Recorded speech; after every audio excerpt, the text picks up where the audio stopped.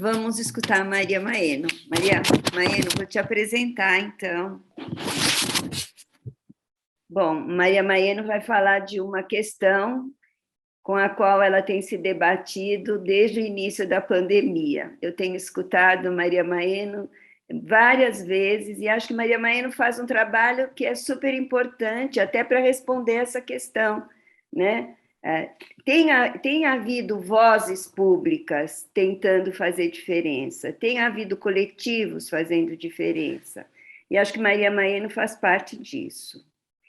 Maria Maeno é professora e doutora, tem uma grande experiência no campo da saúde coletiva, com ênfase na saúde do trabalhador, tem sido uma voz ativa nesses 2 últimos anos, na divulgação e enfrentamento das questões relativas à pandemia, é pesquisadora da Fundacentro, membro do Instituto Walter Lezer, da Fundação Escola de Sociologia e Política de São Paulo, e faz parte do Núcleo Semente. Com você, Maria. Bom dia a todas as pessoas que nos assistem, bom dia, um abraço aos companheiros e companheiras, né, do Semente, que está sendo lançado hoje, mas como a Lucy bem lembrou, a Edith, você, Laurinda, também lembraram, é um processo de construção há muitos anos, né? Obrigada pela receptividade aí da irmã Pompeia, queridas Edith, Laurinda, Eliana, Damari, Janete, Lucy, querido Mário. Bom, não sei se eu me esqueci de alguém, mas, assim, espero ter falado de todos. É uma alegria a gente estar aqui, né, no lançamento desse núcleo, que é uma referência, né, e é um local de profícua fonte de inspirações, ideias e formação, fundamentalmente, né, o que é muito importante. E a despeito de difícil cenário desenhado aqui por todos, por todas, por enquanto, estamos aqui ativamente esperançosos, né? E a mim, como me concentrar na pandemia, né? E eu dividi a minha fala em 3 aspectos. Então, vou falar... bom, inicialmente, eu gostaria de narrar um breve filme da chegada da Covid no Brasil, neste cenário que foi desenhado por vocês, de profunda precarização, né? E que atingiu todos, incluindo e principalmente os que vivem do trabalho e suas famílias. Porque desde que a Organização Mundial da Saúde declarou que nós tínhamos uma pandemia de Covid, em março de 2020, aquele espanto, nós temos vivido um período de muitas incertezas e apreensões, em diferentes graus a cada fase desse período dos anos. No início, nos alentava a nossa tradicional boa capacidade de enfrentar epidemias e pandemias, catástrofes. Sempre tivemos tradição positiva nisso. A existência de uma legislação robusta para enfrentamento de emergências de saúde pública e catástrofes. A existência do SUS, atacado, subfinanciado, mas presente. E o conhecimento e a experiência de outros países, como a China, demais países da Ásia e da Europa, locais onde a doença já tinha chegado um mês antes. Por outro lado, nós tínhamos elementos que nos deixavam pessimistas, entre eles a enorme desigualdade social, que já vinha aumentando, particularmente nos últimos 4, 5 anos. Um governo federal e um congresso, não é só governo, é um congresso, cuja agenda estava e continua centrada no enxugamento do Estado e na desregulamentação das relações de trabalho, com enfraquecimento das políticas públicas sociais, como já foi colocado, diminuição das verbas para o SUS e o processo crescente de privatização branca dos serviços, incluindo a atenção primária da saúde em vários municípios por meio da ampliação da terceirização e das organizações sociais, a diminuição do contingente de médicos, particularmente em áreas carentes, as grandes, médias e pequenas cidades do país, com a extinção do programa Mais Médicos.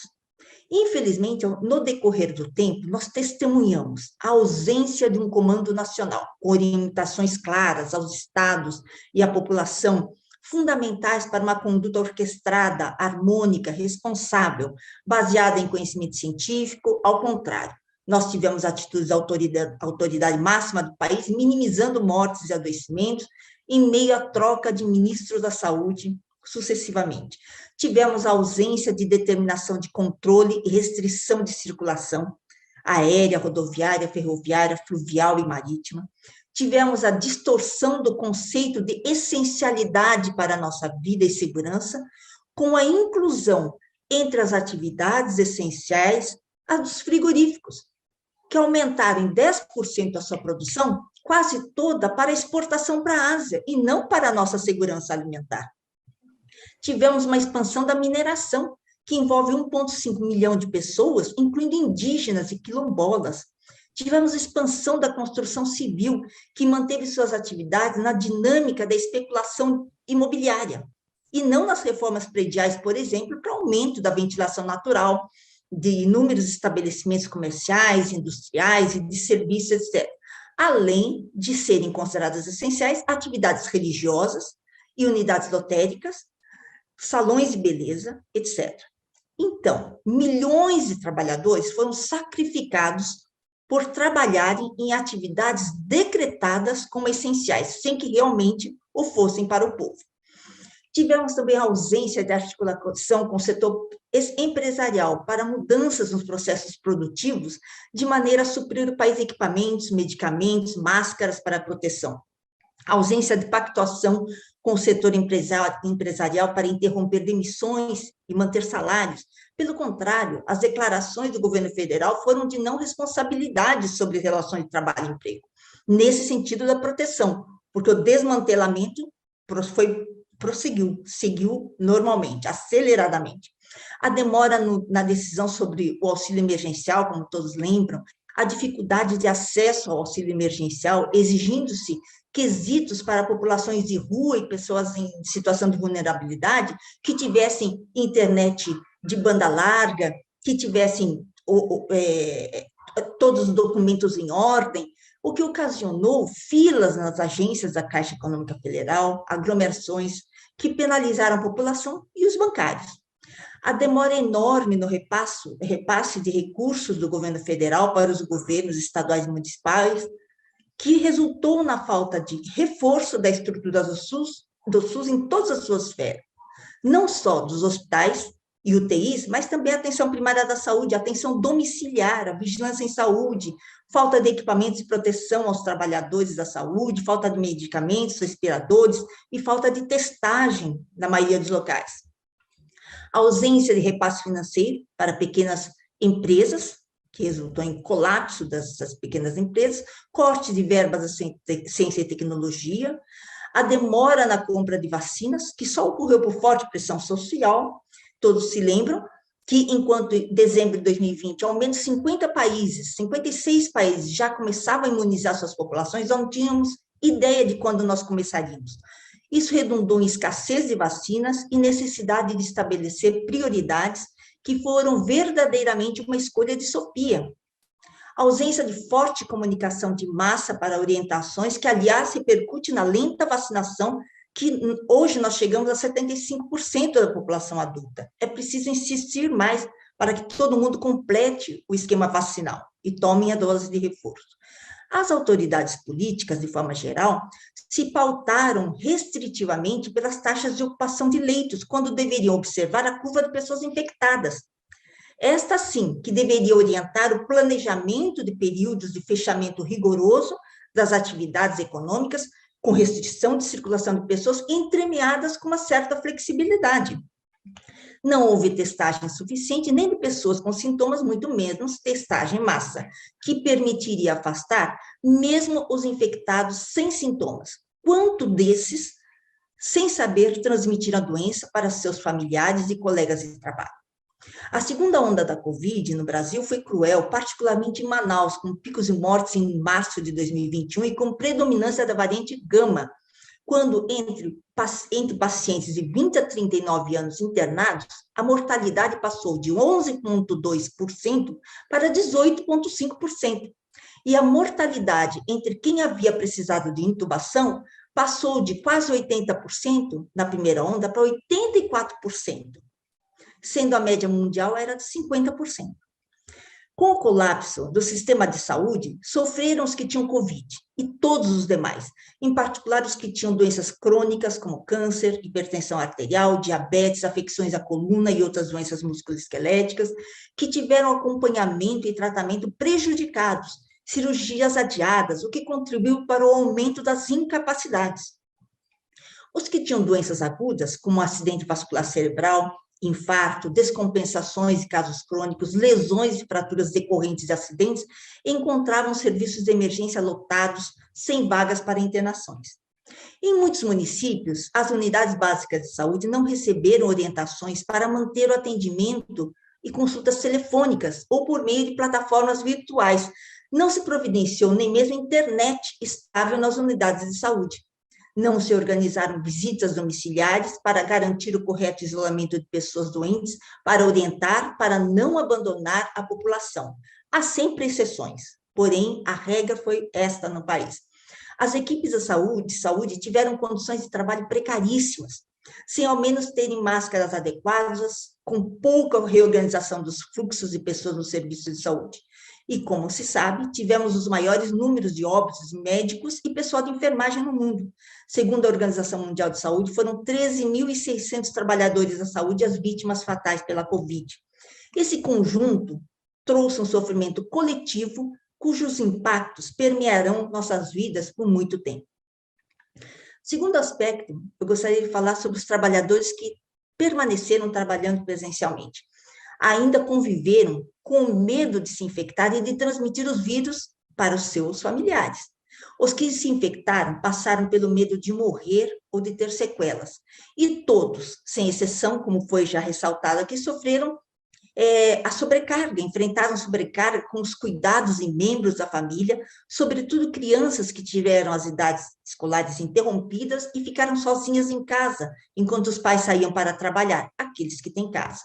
Sem contar os idosos e acamados. Os que trabalharam remotamente sentiram o trabalho adentrar em suas casas, geralmente sem local apropriado para as atividades. Sentiram o tempo todo o trabalho se entrelaçando com a vida pessoal e familiar, tendo que cumprir metas crescentes sob pressão a despeito da pandemia.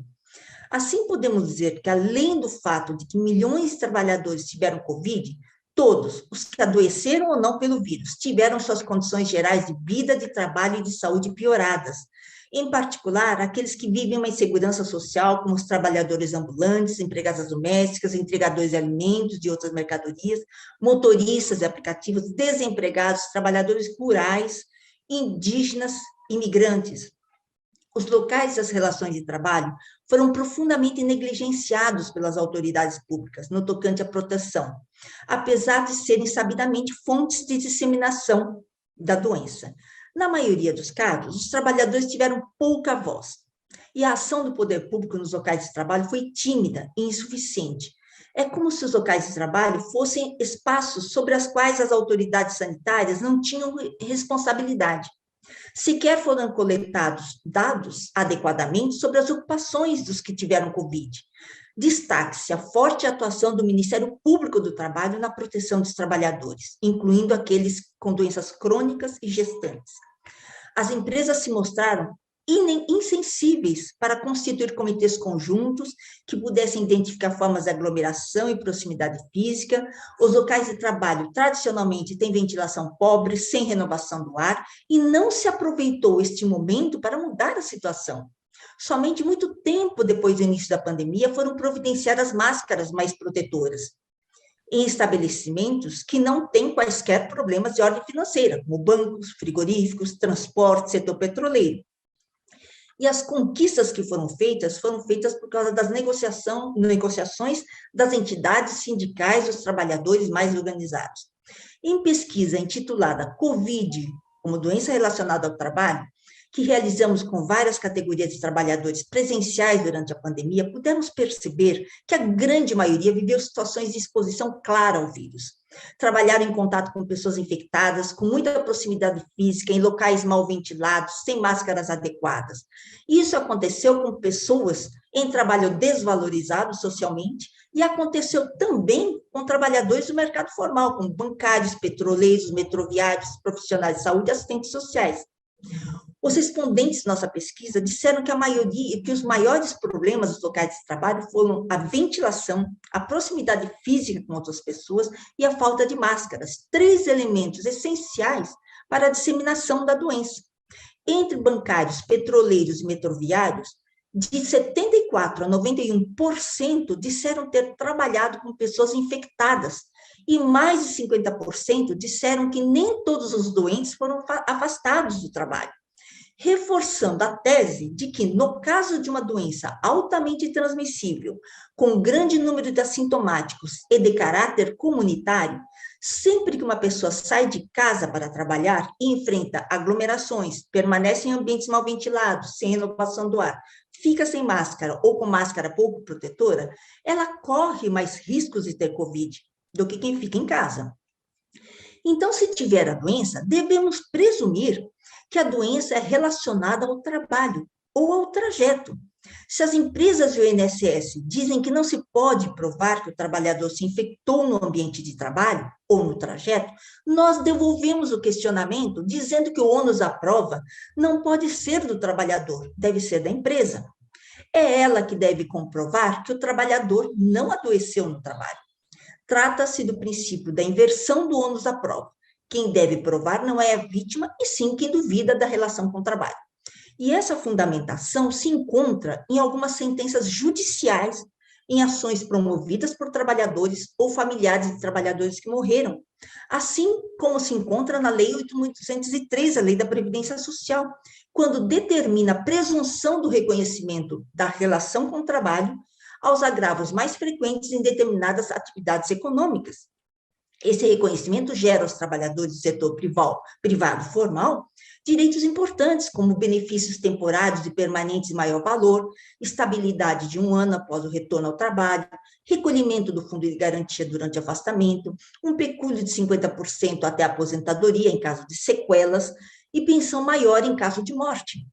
Nesse momento da pandemia, em que há uma diminuição das mortes, é fundamental que haja ampliação do número de vacinados e todos maiores de 5 anos, considerando que é inegável a ação protetora para que os casos não evoluam com gravidade. E continua sendo importante o uso de máscaras nas áreas internas, já que mesmo a Covid leve tem produzido efeitos tardios, ou Covid longa e sequelas, porque no Brasil nós temos estatísticas dos mortos infectados subnotificados e recuperados. Não há estatísticas de pessoas com efeitos tardios da Covid, ou de Covid longa ou sequelas. E tampouco há uma orientação clara de seguimento de pessoas que tiveram Covid, com alertas para que as pessoas com sintomas como cansaço e fadiga, alteração da memória, dificuldade de raciocínio, alteração do humor, problemas respiratórios ou cardiovasculares, queda de cabelo, alteração do olfato, tontura, zumbido, cefaleia, enfim, procurem o SUS. E nem o SUS foi suficientemente fortalecido e orientado para poder atender essas pessoas. Se sempre tivermos uma deficiência no SUS para atender as sequelas decorrentes de outras doenças, como acidente vascular cerebral, paraplegias traumáticas, amputações de membros superiores e inferiores, etc., agora, há mais um desafio ainda a ser enfrentado, as incontáveis pessoas com efeitos tardios da Covid. Muitos vêm tendo sintomas sutis, nem sempre rapidamente perceptíveis. É importante que haja preparo dos profissionais de saúde e fortalecimento de todos os níveis do SUS para que consigam diagnosticar esses quadros e acompanhar os casos. Também é importante sensibilidade social para que haja medidas de cunho social para amparar as pessoas. Exemplo, trabalhadores que exercem função de alto risco, como na indústria do petróleo, têm que ser poupados se tiverem cansaço, se tiverem algum problema, até a recuperação completa. Bancários com problemas de memória ou dificuldade de raciocínio, profissionais de saúde ou da assistência social com dificuldades de atender o público, não poderão fazer um bom atendimento e devem ser poupados até a recuperação. Trata-se de uma responsabilidade do país, uma responsabilidade social, uma responsabilidade coletiva nossa. E a primeira ideia dos que pensam em reabilitação, pensam em centros de reabilitação super especializados. Eu não tenho dúvida de que esses centros de reabilitação são necessários há muito tempo, mas é porque eles são insuficientes no número que nós temos. Mas sei também que toda a rede SUS, nos diferentes níveis, precisa ter recursos para promover a reabilitação de pacientes, incluindo a atenção primária da saúde, conforme está escrito na legislação e conforme é a prática que deve ser. E o terceiro e último aspecto é dizer que, mais do que nunca, é preciso fortalecer o SUS, e não só nas palavras. O SUS está presente em toda a nossa vida, quando estamos bem, quando estamos mal, e mesmo achando que não dependemos dele. Quando vamos a um restaurante ou bar, comemos alimentos não estragados, é a vigilância sanitária do SUS que funcionou. Quando se entra num local fechado e não tem gente fumando, é a vigilância sanitária responsável. Controle de focos e mosquitos, da dengue, da febre amarela, em todos os locais do país, é o SUS que faz. Quando tem gente barzinho agora sem máscara, é a vigilância que está lá. Quando alguém precisa de transfusão de sangue, é a vigilância do SUS que garante a qualidade do sangue. Quando alguém precisa de um órgão, como coração, rins, pulmões, córnea, pâncreas, fígado, é o SUS que garante, pois 96% dos transplantes do país são custeados e feitos pelo SUS. O Brasil tem o maior sistema de transplantes de órgãos do mundo. Quando tomamos algum medicamento, é a Anvisa do SUS que liberou a medicação e garante a qualidade dele, e conseguimos vacinar o país todo graças ao SUS. É preciso, então, correr para que o SUS, de fato, consiga oferecer a integralidade do cuidado e possa atrair os trabalhadores com maior grau de organização a engrossarem a luta, que é de todos e todas. Nesse sentido, foi muito importante, no dia 7 de abril, o lançamento do processo de Conferência de Saúde Livre, Democrática e Popular pela Frente pela Vida, constituída pelo Conselho Nacional de Saúde, entidades como a Abrasco e SEBS, entre outras, e essa conferência vai se realizar no dia 5 de agosto desse ano. Pretende-se até lá que milhões de pessoas se entusiasmem pela energia de uma marcha, pela quebra do teto de gastos públicos, pela defesa do SUS público, pelo aumento de recursos para o SUS e seu fluxo direcionado ao componente público e não privado, como vem acontecendo, pelo aprimoramento do SUS que permita que a classe média se livre dos planos privados. A defesa do SUS é condição necessária para um projeto de nação soberana, solidária, altiva, igualitária e voltada para o bem-estar do povo. Então, é isso. Tentei ficar aqui nos meus minutinhos, Alinda. Muito obrigada. E eu fui muito beneficiada com as falas anteriores, porque foram esplêndidas. Maria, que bom que você está aqui com a gente, né? Para falar tudo isso que você acabou de falar. E que ótimo, porque essa referência, essa conferência que vai ser realizada, né? Essa preparação da conferência é super importante. Ela foi lançada no Dia Mundial da Saúde, e eu acho que isto responde à pergunta também do que pode ser feito ali em termos de gestão pública, né? De políticas públicas. Eu acho que que a gente tem que sair de uma certa alienação e de um certo silenciamento, né, que atinge grande parte da população, e poder fazer essa manifestação mais coletiva, como a Lucy tinha destacado, né? Exatamente. E essa conferência tem suscitado já debates na internet, é importante que se diga, por muita gente muito qualificada, que tem muita prática, que tem estudado, para propostas e mudanças de recursos, de como captar, como manter dignamente profissionais da saúde, né? Profissionais de saúde de um projeto estratégico como esse, tem que ser profissionais valorizados, e há propostas nesse sentido. Então, há várias outras propostas que eu acho que não dá para a gente conversar aqui, mas eu acho que eu convido todo mundo a acompanhar esse processo, acompanhar e participar. Sim.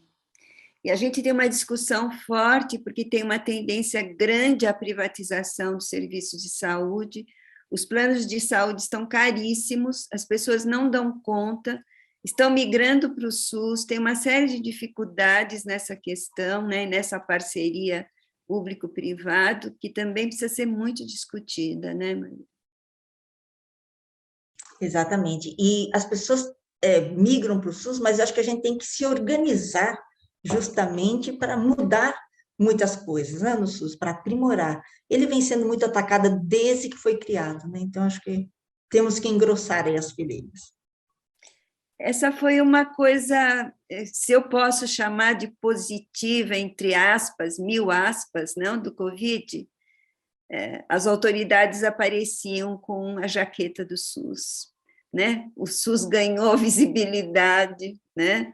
A gente viu lugares absolutamente longínquos sendo atendidos em canoas por pessoas do SUS, né? Então, o SUS realmente mostrou a sua importância. Mas eu acho que agora a gente tem o trabalho justamente de mostrar a conexão, porque essas mesmas pessoas que vestiram o uniforme do SUS pertencem a partidos que atacam o SUS, que tiram verbas do SUS e que continuam a marcha contra o SUS. E nós temos que mostrar justamente essa contradição, né? Eu acho que